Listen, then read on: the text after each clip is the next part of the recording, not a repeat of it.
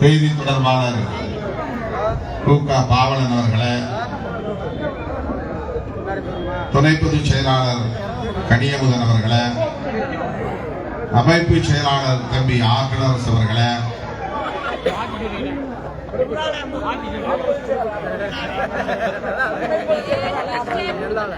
அமைப்பு செயலாளர் மோ எல்லாளன் அவர்களே, தம்பி கண்ணதாசன் அவர்களே மற்றும் மாவட்ட மாநில ஒன்றிய நகர பொறுப்பாளர்களே, பெயர்கள் விடுபட்டிருந்தால் பொறுத்துள்ள வேண்டுகிறேன். திரளாக கூடியிருக்கிற என் உயிரின் உயிரான விடுதலை உங்கள் அனைவருக்கும் என்னுடைய பணிவார்ந்த வணக்கத்தை தெரிவித்துக் கொள்கிறேன். குண்டறிக்கை எதுவும் அச்சிடவில்லை. அதனால் அனைத்து பொறுப்பாளர்களின் பெயர்களையும் இடைவெளி வைத்து சொல்ல இயலவில்லை. பொறுத்தருள வேண்டும் என்று கேட்டுக் கொள்கிறேன்.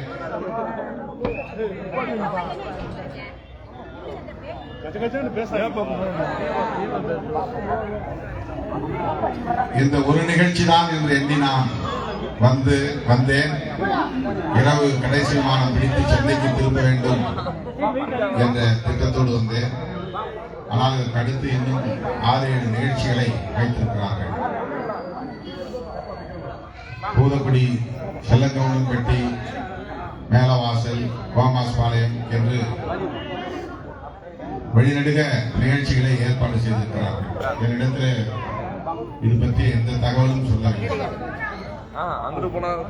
ஆகவே நான் விரைந்து செல்ல வேண்டும், அந்த நிகழ்ச்சிகளில் எல்லாம் பங்கேற்க வேண்டும் என்கிற நெருக்கடியில் நிற்பதால் இங்கே யாரையும் பேச அனுமதிக்காமல் அனைவரின் சார்பாகவும் நான் உங்களிடையே சில நிமிடங்கள் உரையாற்ற இருக்கிறேன். தம்பி முடக்காத்தான் பாண்டியனை சமூக விரோதிகள், சாதி வெறியர்கள் இதே நாளில் தான் அதிகாலையில் கொடூரமாக வெட்டி படுகொலை செய்தார்கள். 25 ஆண்டுகள் உருண்டோடிவிட்டன. 4 நூற்றாண்டு காலம். இன்னும் நம்மோடு முடக்காத்தான் பாண்டியன் உயிரோடு இருக்கிறார், உயிர்ப்போடு இயங்குகிறார் என்பதற்கு சான்றுதான் இந்த வீரவணக்க நினைவேந்தல். அவர் காலமாகி 25 ஆண்டுகள் கடந்தாலும் கூட அவர் இந்த இயக்கத்திலே பணியாற்றிய நாட்கள் மிக குறைவான ஆண்டுகளாக இருந்தாலும் கூட அந்த காலத்தில் அவர் ஆற்றிய அந்த பங்களிப்பை இன்றும் நாம் நன்றி பெருக்கோடு எண்ணி பார்க்கிறோம். அப்போது மதுரை மாவட்டத்திலே தான் எல்லா பொறுப்புகளையும் நான் நியமனம் செய்தேன். மாநில பொதுச் செயலாளர் அல்லது தலைவர் என்கிற பொறுப்பிலே நான் செயல்பட்ட போது கட்சியின் மாநில இயக்கத்தின் மாநில பொருளாளர் என்கிற பொறுப்புக்கு முடக்காத்தான் பாண்டியனை அப்போதே நியமனம் செய்தார்.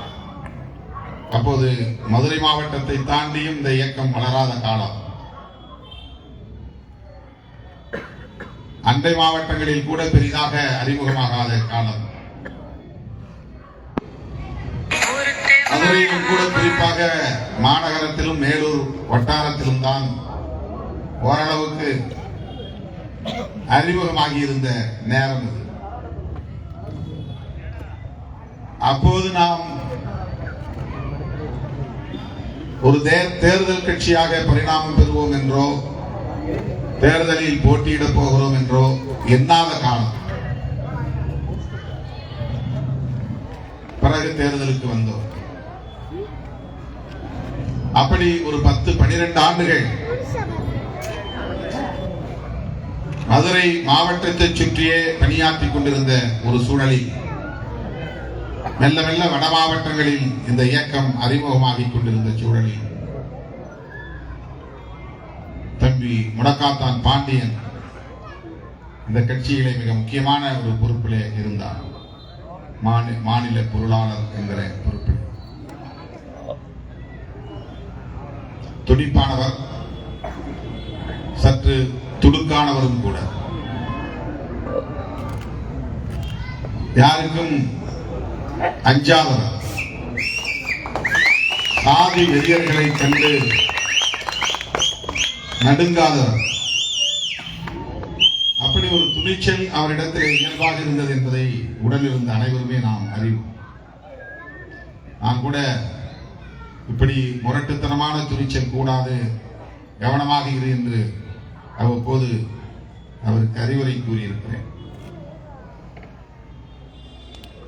வாழ்க்கையிலே நமக்கு துணிச்சல் வேண்டும், ஆனால் அதிலே ஒரு நெளிவு சுழிவு வேண்டும். யாருக்கும் அஞ்ச தேவையில்லை, ஆனால் யாரையும் நாம் அச்சுறுத்த தேவையில்லை.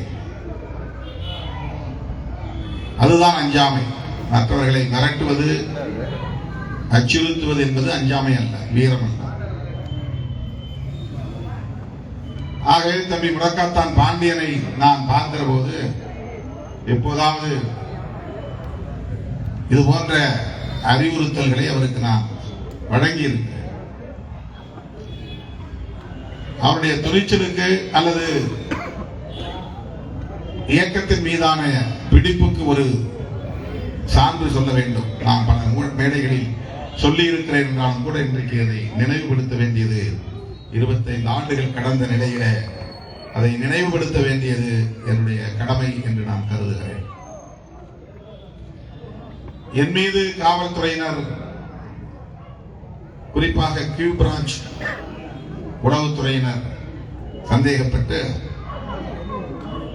என்னை பின்தொடர்ந்த காலம், அவர்கள் தேடுகிற நக்சல்வாதிகள் என்னுடைய பாதுகாப்பில் தான் இருக்கிறார்கள் என்று அவர்களுக்கு சந்தேகம். நக்சல்வாதிகள் என்றால் உங்களுக்கு தெரியும், தீவிர கம்யூனிஸ்டுகள். கம்யூனிஸ்டுகளிலேயே தீவிரமானவர்கள், தேர்தல் பாதை வராதவர்கள், எதையும் செய்ய துணிந்தவர்கள், ஆயுதம் ஏந்துவதற்கும் அந்நியமாயிருந்தவர்கள். அதிலே அவர்களுக்கு ஓரிரு நபர்கள் தேவை, தேடினார்கள். அவர்கள் தென் மாவட்டங்களுக்கு வந்தால் இந்த இயக்க தோழர்களின் பாதுகாப்பில் தான் இருக்கிறார்கள் என்று யாரும் சொல்ல, அவர்களை பிடிப்பதற்காக என்னை பின்தொடர ஆரம்பித்தார்கள். அது ஒரு நீண்ட வரலாறு, நெடுநேரம் பேச வேண்டியிருக்கும். அப்போது கியூ பிரான்ச் காவல்துறையினர் முடக்காத்தான் பாண்டியனை வந்து எழுப்பி, உங்க அண்ணன் கூப்பிடுறாரு, உங்களை அழைச்சி வர சொல்றாரு அப்படின்னு நடுநீசி வேளையில் 2 மணி அல்லது 3 மணி அளவில் வந்து எழுப்பி இருக்கிறார்கள். நீங்க யார்? நாங்கள் காவல்துறையினர், உளவுத்துறையினர். எந்த உளவுத்துறை? Q branch. சராசரியாக உள்ளவர்கள் போலீஸ் கூப்பிடுறாங்கன்னு பயம் வந்துருக்கும். கியூ பிரான்ச் அப்படின்னு என்ன கொஞ்சம் பயம் வரும். உடனே சரி, எங்க இருக்கிறாரு, நான் எங்க வரணும் அப்படின்னு கிளம்பி இருப்பாங்க. ஆனா அந்த தம்பி அந்த நேரத்தில் அவரு எங்க அண்ணன் என்ன பார்க்கணும்னா இங்க தேடி வருவார், இல்லைன்னா ஆள் கையில சொல்லி விடுவார், நீங்க வெளியே போங்க. இல்ல நான் கியூ பிரான்ச், நீ யாரா இருந்தா வெளியே போயா, ஒரு பில் தான் பேசியிருக்க, யாரா இருந்தா வெளியே போ, தூக்கத்தில் எழுந்து வெளியே போ. அவங்களுக்கு ரொம்ப கடுப்பா இருக்கு. இன்ஸ்பெக்டர் ரேங்க்ல இருந்தவங்க, அவங்க எஸ்ஐ ரேங்க்.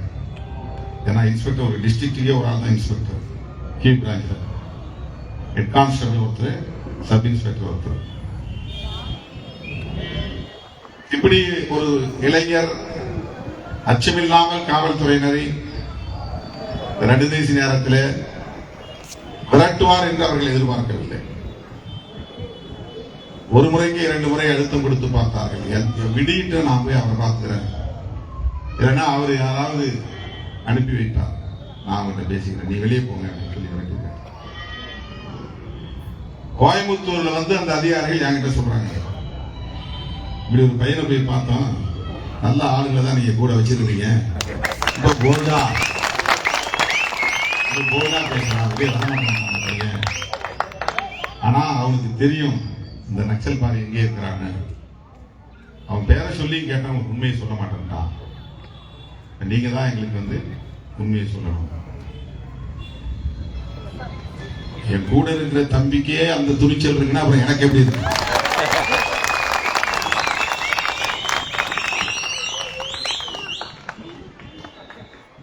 என்னுடைய தலைமையை ஏற்று களப்பணி ஆற்றக்கூடிய ஒரு இளைஞனுக்கு போலீஸ சாதாரணமா டீல் பண்ண முடியும். அப்ப நானும் அப்படிதானே பண்ணி ஆகணும்.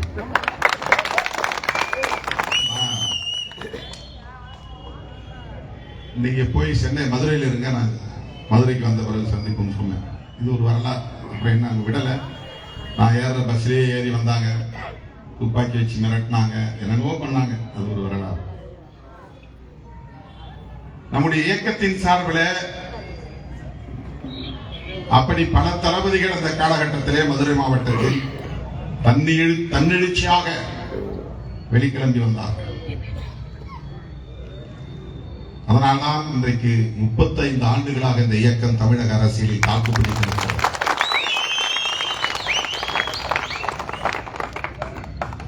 என்ன சொன்னாலும் செய்யக்கூடிய அளவுக்கான வலிமையும் துணிவும் கொண்ட இளைஞர்கள் அன்றைக்கு என் பின்னால் அணிதிரண்டு வந்தார். என்னை காவல்துறை மிக சாதாரணமாக கையாள விரும்பியது. ஒன்னெல்லாம் பிடிச்சு போனா என்ன நடந்துட போகுது அப்படின்னு என்ன நான் ஒரு பொதுக்கூட்டத்தை முடிச்சுட்டு புதூருக்கு நடந்து போயிட்டு இருக்கும்போது ஒரு சைக்கிள் ரிக்ஷாவில் போயிட்டு இருக்கும்போது என்னை மடக்கி பிடிச்சாங்க. ரொம்ப சாதாரணமா என்ன டீல் பண்ணாங்க. ஆனா விசாரிக்காமலேயே கொண்டு மதுரையில் விட்டு போனாங்க. மதுரை சிறுத்தைகள் அப்படி எழுச்சி போட்டார். இப்பதான் அவங்களுக்கு தெரிஞ்சிருக்கு, நம்ம ஏதோ சாதாரணமா நினைச்சு கையை விட்டுட்டோம், உள்ள நாகம் இருந்து தீண்டிடுச்சு. விசாரிக்கவே இல்லை. என்ன எதுக்காக கடத்திட்டு போனாங்களோ சிவகங்கை மாவட்டத்துக்கு பள்ளத்தூருக்கு, அங்க போய் விசாரிக்கவே இல்லை. காலையில் எழுச்சி டிஃபன் வாங்கி கொடுத்து அவங்களே திருப்பத்தூர் பஸ்ல ஏத்தி நீ போய் மதுரை போய் சேர், அங்க எல்லாம் தீப்பிடிச்சு எரியுதுன்றாங்க. இங்க வந்த பிறகுதான் உண்மையிலேயே தீப்பிடிச்சு எரிஞ்சு. மதுரையில கண்ணகிதான் மதுரையை எரித்தாள் என்ற வரலாற்றை படித்தோம். சிறுத்தைகளும் எரித்தார்கள் என்ற வரலாறு பல பேருக்கு தெரியாது. ஏதோ நம்ம குழுக்குள்ள வந்துட்டோம்னு நினைக்கிறாங்க. ஏதோ சாதி பேரால கொஞ்சம் ஒரு சிம்பத்தில ஒரு இறக்கத்துல 2 சீட்டு 3 சீட்டு சாதிக்காக கொடுத்துட்டாங்க நினைக்கிறாங்க. அப்படி கிடையாது. நம்ம இயக்கம் போல இடர்களை தாண்டி, துயர்களை தாங்கி, நெருக்கடிகளை சமாளித்து அங்குலம் அங்குலமாக முன்னேறித்தான் இந்த இடத்திற்கு இன்றைக்கு ஒரு மாநில கட்சி என்கிற அங்கீகாரத்தை பெற்ற கட்சியாக வளர்ந்து. அப்படி இந்த இயக்கம் சந்தித்த சவால்கள், எண்ணற்ற சவால்கள். இந்த சவால்களை சந்தித்த களப்போராளிகளும் தம்பி முடக்காத்தான் பாண்டியன் ஒருவன் என்பதை இந்த நேரத்தில் நான் சொல்ல கடமைப்பட்டிருக்கிறேன். இன்று அவன் விடையே இல்லை.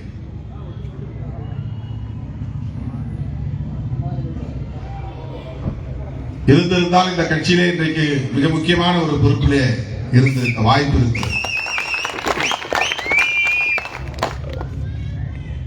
முன்னோடிகளாக இருக்கிற, முன்னணி தளபதிகளாக இருக்கிற ஒரு சில தோழர்கள் மதுரையில் இருந்து அந்த வரிசைகளே முடக்காத்தான் பாண்டியனும் இருந்திருப்பார். அவரை நாம் இன்றைக்கு நினைவு கூர்ந்திடும் நிலையிலே அவரை எண்ணி பெருமைப்படக்கூடிய நிலையிலே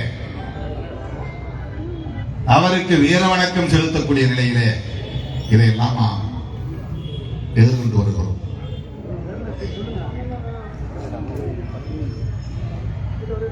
மேலவளவு முருகேசன் நம்முடைய கட்சி கிடையாது. ஆனால் முடக்காத்தான் பாண்டியன் இந்த இயக்கத்திலேயே ஒரு முன்னணி பொறுப்பாளர்.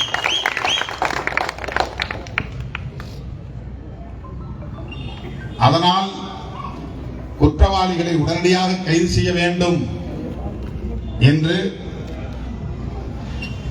இயக்கம் மதுரையிலே தென் மாவட்டங்களிலே மட்டும்தான் இருக்கிறது, குறிப்பாக மதுரையில் தான் இருக்கிறது என்றாலும் கூட அன்றைக்கு நான் துணிந்து முழு அடைப்பு போராட்டத்தை அறிவிப்பு செய்தேன். பந்த் போராட்டத்தை தமிழ்நாடு முழுக்க பந்த் நடத்தும், குற்றவாளியை கைது பண்ணணும், இந்த குடும்பத்தில் அவருடைய துணைவியாருக்கு அரசு வேலை வாய்ப்பு வழங்கணும், உடனடியாக இழப்பீட்டு தொகையை வழங்கணும், இது பல கோரிக்கைகளை வைத்து பந்த் அறிவிச்சோம்.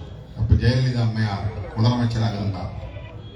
பந்துக்கு முதல் நாள் என்ன சென்னையில் வச்சு அரெஸ்ட் பண்ணிட்டாங்க. இவ்வளவு நீண்ட நெடிய பயணத்தில் கைது செய்யப்பட்டு சிறைக்கு சென்றது முதல் முறை, ஒரே முறை முடக்காத்தான் பாண்டியனுக்காகத்தான் நான் கைது செய்யப்பட்ட. பல முறை கைது செய்யப்பட்டு கல்யாண மண்டபத்தோட அனுப்பிச்சிருவாங்க. கைது பண்ணுவாங்க, கல்யாண மண்டபத்தில் உட்கார வைப்பாங்க, வெளியே அனுப்பிச்சிருவாங்க. அந்த மாதிரி எக்கச்சக்கமான முறை, அதுக்கு கணக்கே இல்லை. ஆனால் நான் வெளியிலே சென்னையில் சில வேலை நிமித்தம் போய்விட்டு வீடு திரும்புகிற போது என்னை சுற்றி வளைத்து காவல்துறை கைது செய்தது. ஏன்னா பந்தை நான் நடத்துறது சட்ட விரோதம் அப்படின்னு பந்த் அறிவிச்சதுக்காக கோபப்பட்டு கைது பண்ணார். வேலூர் சிறையிலே 4 நாள். அன்றைய முதலமைச்சர் ஜெயலலிதா அம்மையாருக்கு இது தெரிந்த பிறகு கைது செய்த காவல்துறையினரை கண்டித்து விட்டு வெயிலே போடாமல் இன்னை வெளியே அனுப்பினார் ஜெயலலிதா அம்மையார். இதுவும் தமிழ்நாட்டு வரலாற்றில் வேறு யாருக்கும் நிகழாத ஒன்று. அரெஸ்ட் பண்ணிட்டா, ரிமாண்ட் பண்ணிட்டா, பெயில் பெட்டிஷன் போட்டு தான் வெளியே வரணும். ஆனால் ரிமாண்ட் ஆன பிறகு 4 நாள் உள்ளே இருந்த நிலையில் 4வது நாள் சார் நீங்க போகலான்னு கதவு திறந்து விட்டாங்க.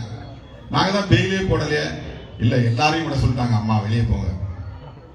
இது தமிழ்நாடு ஹிஸ்டரியில இதுவரை யாருக்கும் நடக்காத ஒன்று. அன்னைக்கு நாம ஒன்றும் பெரிய சக்தி கிடையாது. அப்போ ஒரு எம்எல்ஏவே இருந்தேன். அப்பதான் ஃபர்ஸ்ட் டைம் நாம எலெக்ஷன் நின்று ஜெயிச்சோம். ஒரே ஒரு எம்எல்ஏ, அதுவும் உதயசூரியன் சின்னம். ஆட்சி அதிமுக ஆட்சி. 4 நாட்களுக்கு பிறகு என்னையும் என்னோடு கைதான அத்தனை பேரையும் விடுவித்ததோடு மட்டுமில்லாமல் அந்த வழக்குகள் அனைத்தையும் ரத்து செய்ய சொன்னார் ஜெயலலிதா அம்மையார். இது நடந்தது. ஆக இயக்க வரலாற்றிலே தவிர்க்க முடியாத ஒரு இடத்தை பெற்றிருக்கிறார் தம்பி முடக்காத்தான் பாண்டியன் என்பதை இந்த நேரத்திலே நான் நினைவுபடுத்த கடமைப்பட்டிருக்கிறேன். இன்றைக்கு இந்த இயக்கம் 4 எம்எல்ஏக்களையும் 2 எம்பிக்களையும் பெற்று பானை சின்னம் என்கிற ஒரு சின்னத்தையும் சொந்தமாக பெற்று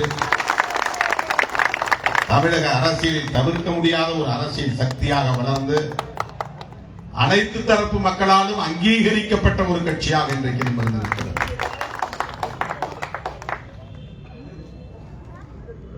இரண்டாயிரத்தி 26 சட்டப்பேரவை தேர்தல் நெருங்கிக் கொண்டிருக்கிறது. விடுதலை சிறுத்தைகள் இந்த தேர்தலில் மிக முக்கியமான ஒரு துருப்புச் சீட்டாக இருக்கிறது. தினந்தோறும் தேர்தலை பற்றி தான் நம்மிடையே கேள்வி. எவ்வளவு சீட்டு கேட்க போறீங்க? நீங்க கேட்கிற சீட்டு கிடைக்கலன்னா என்ன செய்ய போறீங்க? உங்களுக்கும் திமுகவுக்கும் இடையில அடிக்கடி உரசல் வருது. ஆட்சிக்கும் ஆட்சியாளர்களுக்கும் உங்களுக்கும் இடையில அடிக்கடி உரசல்கள் வருகிறது. ஆளுங்கட்சியோடு கூட்டணியில் இருந்தால் இது போன்ற உரசல்கள் வரத்தான் செய்யும். எதிர்கட்சியோடு இருந்தா பிரச்சனை வரப்போகுது. ஆளுங்கட்சியோடு வருகிற போது நமக்கு போலீஸோட பிரச்சனை வந்தா ஆளுங்கட்சியோட பிரச்சனை வரும். ரெவென்யூ அதிகாரிகளோடு பிரச்சனை வந்தா ஆளுங்கட்சியோட பிரச்சனை வரும்.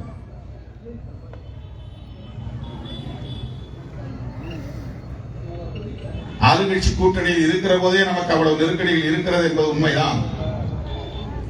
இன்னைக்கு மதுரை உயர்நீதிமன்றத்தில் அரசியல் கட்சி கொடிகளை எல்லாம் அப்புறப்படுத்துங்கன்னு ஒரு ஆர்டர் போட்டாங்க. உடனே போலீஸுக்கு வருவாய்த்துறை அதிகாரிகளுக்கு எல்லாம் திருநெல்வேலி அல்வா சாப்பிட்ட மாதிரி ஆயிடுச்சு. எந்த கட்சி கொடி அகற்றாங்களோ இல்லையா, எங்க சிறுத்தை கொடி இருந்து தேடி பார்க்கலாம். சிதம்பரத்திலேயே சிறுத்தை கொடியை புல்டோசர் வச்சு இடிக்கிறான். பெரம்பலூர்ல இடிக்கிறான், அரியலூர்ல இடிக்கிறான், கடலூர்ல இடிக்கிறான். மற்ற கட்சி கொடியா இருக்கு, அதெல்லாம் அப்புறம் இடிப்போம். முத வேலையை இதை தான் தொடக்கணும். அவ்வளவு காழ்ப்புணர்ச்சி அதிகார வர்க்கத்திடம் மேலோங்கி இருக்கிறது. இவங்க எல்லாம் இப்படி ஒரு சக்தியா வளரணுமா? இவங்க கொடி இப்படி 100 அடியில் 100 இடங்களுக்கு மேல் 60 அடி உயரத்தில் விடுதலை சிறுத்தைகளின் கொடிக்கம்பம் இந்த மணிவிழாவை ஒட்டி நிறுவப்பட்டது. 100 இடங்களுக்கு மேலாகி 60 அடி 62 அடி 62 அடி உயரம் கொடிக்கம்பத நடனா கீழே எவ்வளவு பெரிய ஆழம் பறிக்கணும், வீடு அமைக்கணுங்கிறது உங்களுக்கு தெரியும். அதுக்கு எவ்வளவு செலவாகும் தெரியும். ஒவ்வொரு இடத்திலும் போலீஸ் வந்து தடுப்போம். அனுமதி வாங்கினியா, அனுமதி வாங்கினியா, அனுமதி வாங்கினியா. ஆனா நாங்க ஆளுங்கட்சி கூட்டணி தான். இதையெல்லாம் எதிர்கொண்டு சமாளித்துக் கொண்டே போராடிக்கொண்டே ஆளுங்கட்சி கூட்டணியில் நாம் நீடிக்கிறோம். பொதுவா என்ன சொல்றாங்கன்னா, ஏன் அவ்வளவு தூரம் கசப்பு சண்டை, வெளியே வர வேண்டியதானே. இது சராசரி மனிதர்களின் சிந்தனை. இது அரசியல் உத்தியாக இருக்க முடியாது. அரசியல் களத்திலே நாம் இருக்கிற போது எல்லாவற்றையும் கவனத்திலே கொண்டுதான் ஒரு முடிவு எடுக்க முடியும். ஒரு பிரச்சனை மட்டும் கவனத்தில் கொள்ள முடியாது. ஒரு டிரான்ஸ்பர் கேட்டோம், டிரான்ஸ்பர் போட்டு கொடுக்கல, அதுக்காக கூட்டணி விட்டு வெளியே வாங்க. ஒரு அட்மிஷன் கேட்டோம், அட்மிஷன் கிடைக்கல, கவர்மெண்ட் காலேஜில் கூட உதவி செய்ய மாட்டேங்கிறாங்க, அதிருப்தி, அதுக்காக கூட்டணி விட்டு வெளியே வாங்க. கோரிக்கைகள் 100 கோரிக்கைகள் வைக்கிறோம், 1-2 தான் நிறைவேறுது, 98 99 நிறைவேறல, அதுக்காக கூட்டணி விட்டு வெளியே வாங்க. இது சராசரியான அணுகுமுறை, சராசரியான ஒரு பார்வை. ஆனால் அதை தாண்டி தமிழக அரசியல், அகில இந்திய அரசியல், அம்பேத்கரின் அரசியல், பெரியாரின் அரசியல், அதில் ஒட்டுமொத்தமாக தமிழ்நாட்டு மக்களின் நலன், தலித்துகளின் நலன் எவ்வளவு முக்கியமோ அதுபோல தமிழ்நாட்டு மக்களின் நலன், தமிழ்நாட்டு மக்களின் நலன் எவ்வளவு முக்கியமோ அப்படி அகில இந்திய அளவில் விளிம்பு நிலை மக்களின் நலன்கள், இதையெல்லாம் கவனத்தில் கொண்டுதான் நாம் சீர்தூக்கி பார்த்து சில முடிவுகளை எடுக்க வேண்டியிருக்கிறது. அரசியலில் நிதானம் தேவை, சகிப்புத்தன்மை தேவை, பொறுமை தேவை. நமக்கு ஆதரவான சக்திகள் யார் என்று அடையாளம் காண்பதில் ஒரு தெளிவு தேவை. கொள்கை அடிப்படையில் நம்முடைய பகைவர்கள் யார் என்பதை முடிவு செய்வதில் ஒரு துணிவு தேவை. அதனால்தான் வெளிப்படையா முடிவெடுத்து சொல்றோம். பிஜேபி, பாமக இந்த 2 கட்சிகள் இருக்கிற அணியில் நாங்கள் ஒருபோதும் சொல்ல மாட்டோம். அதிமுகவோடு சேர்வீர்களா? சேரலாம், பிரச்சனை இல்லை. ஆனால் அதிமுகவோடு பிஜேபி இருப்பதனால் சேர முடியாது. நீங்க இப்படி கதவெல்லாம் சாத்திட்டீங்கன்னா உங்களுக்கு என்ன ஆஃபர் வரும், என்ன உங்களுக்கு பயன் கிடைக்கும்? இங்கேயும் திறந்து வச்சுட்டு அங்கேயும் திறந்து வச்சாதானே நீங்க ஒழுங்கா இந்த பேரம் பேசலன்னா அந்த பக்கம் போயிடுவோம் மிரட்ட முடியும். இங்க நீ ஒழுங்கா நான் கேட்கறத கொடுக்கலன்னா நான் இந்த பக்கம் போயிடுவேன்னு மிரட்ட முடியும். அப்படி மிரட்டி தானே அரசியல் பண்ணணும். அப்படி ஒரு அரசியல் தேவை. நாங்கள் அதுக்காக கட்சி வைத்திருக்கிறோம். அம்பேத்கருடைய அரசியலை மக்களிடம் கொண்டு போய் சேர்க்க வேண்டும், அவ்வளவுதான். 4 பேர் 5 பேர் ஆக்கிட்டா புரட்சி நடத்த போறதில்லை. 5 பேரை 10 பேர் ஆக்கிட்டதுனால ஒன்றும் புரட்சி நடக்க போறதில்லை.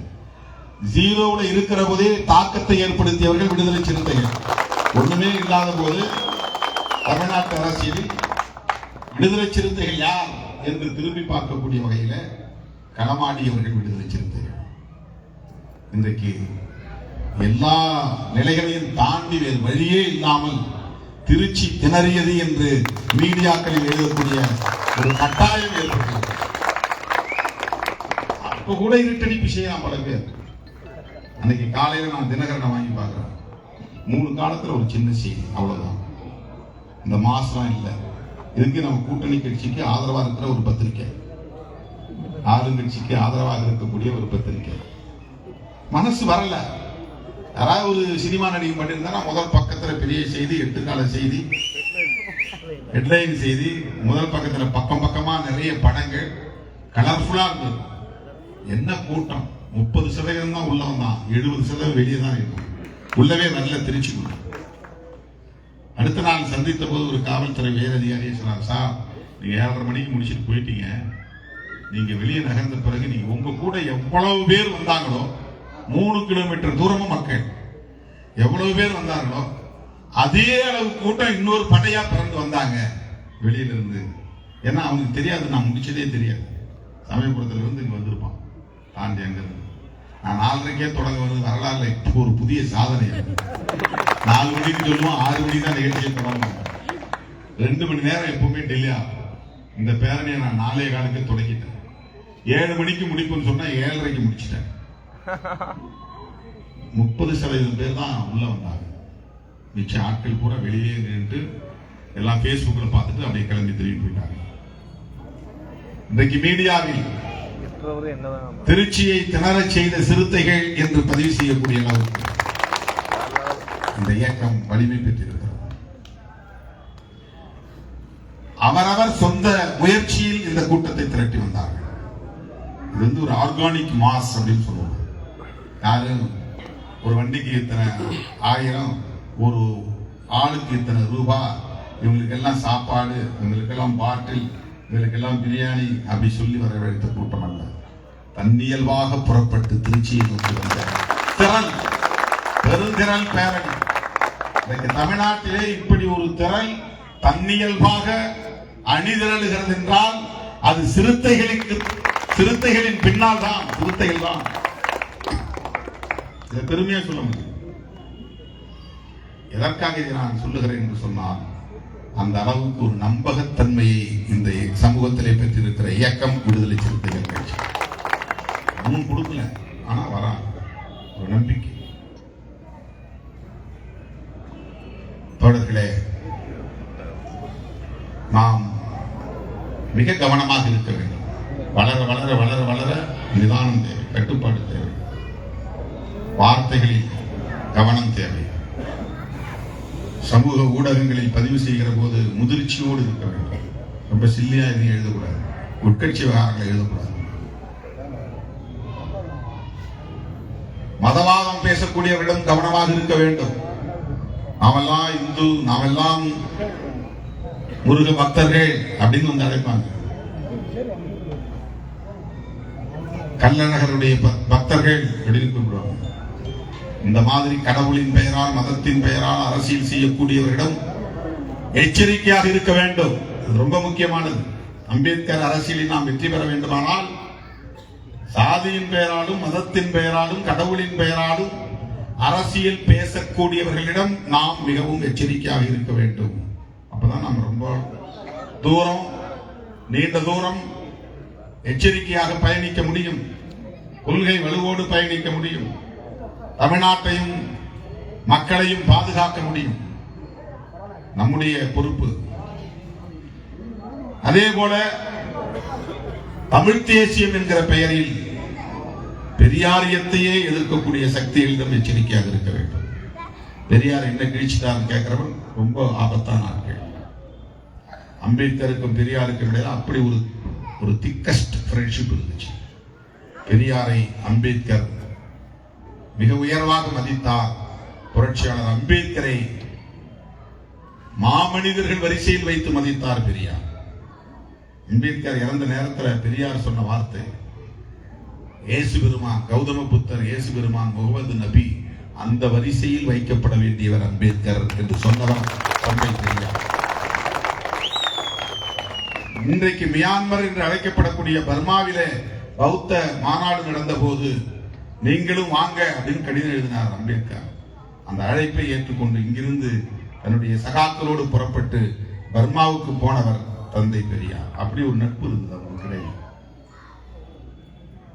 அந்த பெரியாரையே கன்னடர் என்று விமர்சிக்கக்கூடியவர்கள் அம்பேத்கரை மராட்டியர் என்று சொல்வதற்கு எவ்வளவு நேரமாகும்?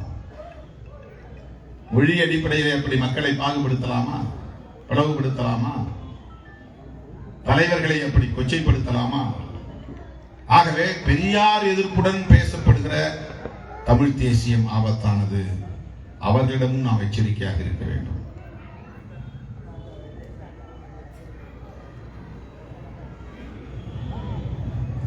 இடதுசாரி அரசியல் தான் விடுதலை சிறுத்தைகளின் அரசியல். சமூக நீதி அரசியல் தான் விடுதலை சிறுத்தைகளின் அரசியல்.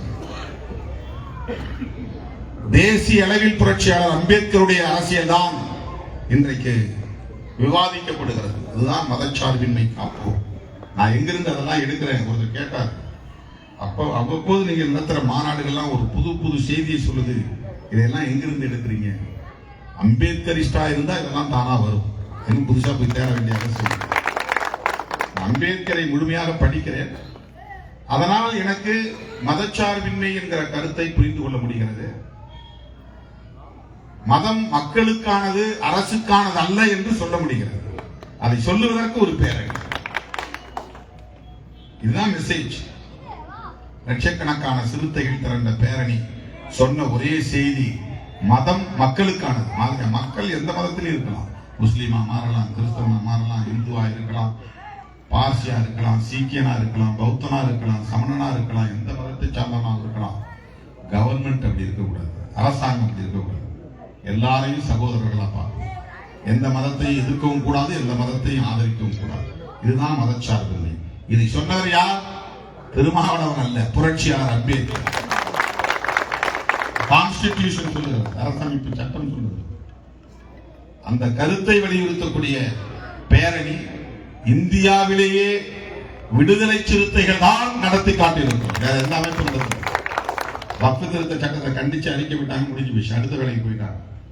ஆனால் நாம் அதுவே எங்கள் தலைவர் புரட்சியாளர் அம்பேத்கர் எழுதிய அரசமைப்பு சட்டத்தை நீர்த்து போக செய்கிற சதி முயற்சி என்று அடையாளப்படுத்தினோம். அருமை தோழர்களே, இத்தகைய கொள்கை புரிதலோடு இன்றைக்கு நாம் எல்லோரும் இணைந்து நிற்போம், கூடி நிற்போம். இன்றைக்கு நம்மோடு தம்பி முடக்காத்தான் பாண்டியன் இல்லையே என்கிற ஒரு ஏக்கம் நமக்கு இருக்கிறது. என்றாலும் அவர் நம்மோடு தான் இருக்கிறார், உயிர்ப்போடு தான் இருக்கிறார் என்கிற நம்பிக்கையோடு நாம் களமாடுவோம். 24ஆம் தேதி சென்னையிலே விருதுகள் வழங்கும் விழா இருக்கிறது. அந்த பேரணியில எத்தனை பேர் கோட் சூட்டு போட்டு வந்தீங்கன்னு என்னால பார்க்க முடியல. ஆனா திரும்புகிற திசையெல்லாம் நீலவண்ண மயமாக இருந்தது, கண்ணுக்கு குளிர்ச்சியாக இருந்தது. பல பேர் கிண்டல் அடிக்கிறான், எள்ளி நடையாடுகிறான். என்ன எல்லாரும் கோட்டு போட்டாங்கன்னா, நீ மட்டும்தான் கோட்டு போடணுமா, நான் போடக்கூடாதா? படிச்சவங்க மட்டும்தான் கோட்டு போடணுமா, ஆடு மேய்க்கிறவன் போடக்கூடாதா? கட்டிட வேலை செய்கிறவன் போடக்கூடாதா? டீ கடையில வேலை செய்யறவன் போடக்கூடாதா? ஆட்டோ ஓட்டுறவன் போடக்கூடாதா? நாங்கள் அம்பேத்கரின் பிள்ளைகள். கொள்கையில் மட்டுமல்ல, உடையிலும் அவரை பின்பற்றுகிறோம். எங்க அப்பா கவனம் கட்டிட்டு இருந்தாருக்காக நான் அப்படி இருக்க முடியுமா? நான் கோட் சூட்டு போடுவேன், டை கட்டுவேன். இதை உலகுக்கு உணர்த்துகிற ஒரு பேரணியாக அந்த பேரணி நடந்தது. அன்னைக்கு உங்களை பார்க்க முடியல. 24ஆம் தேதி இந்த கோட்டு சூட்டு தைச்சவன் எல்லாம் கம்பல்சரியா வரணும், சென்னைக்கு போட்டுக்கிட்டு வரணும். அந்த அரங்கத்துல வந்து கோட்டு சீட்டு போட்டு உட்காரணும். டை கட்டாமலாம் வரக்கூடாது, கம்பல்சரியா டை கட்டணும்.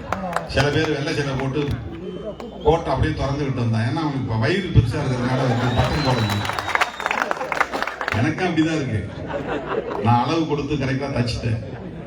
நல்ல அளவு கொடுத்து தச்சு டை கட்டிட்டு வரணும். 24ஆம் தேதி சென்னையில் கலைவாணர் அரங்கில் நடைபெறவிருக்கிற விருதுகள் வழங்கும் விழாவில் சந்திப்போம். தம்பி முடக்காத்தான் பாண்டியனுக்கு எனது செம்மாந்த வீர வணக்கத்தை செலுத்தி, அடுத்தடுத்து பல்வேறு நிகழ்வுகள் இருப்பதனால் விரைந்து செல்ல நீங்கள் ஒத்துழைக்க வேண்டும் என கேட்டு முடிக்கிறேன். நன்றி, வணக்கம்.